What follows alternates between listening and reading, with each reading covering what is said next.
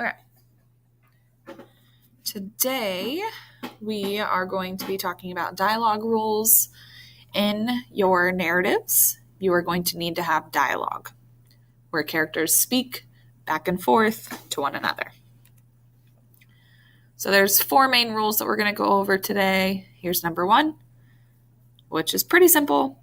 Use quotations around what the character actually speaks. So for example, what colors do you want? I asked, separating the hair into 3 parts. I asked, like when you're talking to people, you don't say, "What are you eating for lunch?" I asked, right? So you only use quotations around what the actual character is speaking. Number 2, punctuation goes inside the quotation marks. What are you doing here? Question mark, end quotations, not having the question mark outside of the quotations. Always make sure that your punctuation goes inside the quotation marks. Number 3, this one is sometimes hard to remember, but you have to create a new paragraph anytime the speaker changes. So I give you an example here. I'll read it for you. What do I mean?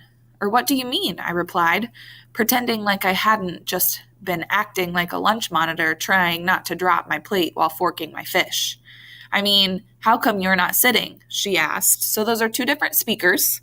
Okay. The first one would be the narrator, and the second one is somebody responding to her. So you have to indent to create a new paragraph anytime someone else speaks. Okay. So in a normal conversation, people go back and forth. So anytime someone else is speaking, you're creating a new paragraph. And this is a little difficult, but number 4, use commas to introduce the text when needed. If you have an introduction before the person starts speaking, for example, Becca's eyes lit up, you're going to use a comma before what is actually spoken. That just indicates that someone is about ready to speak. That just lets your reader know, hey, this is what this person is saying. So this is what Becca is saying. So if you're introducing who is speaking before what is actually spoken, you use a comma outside of the quotations to introduce the text.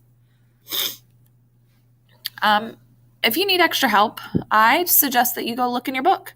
Your author is going to follow those same rules that we just talked about, and being able to see it and read it and kind of copy off of what they're doing might actually help you.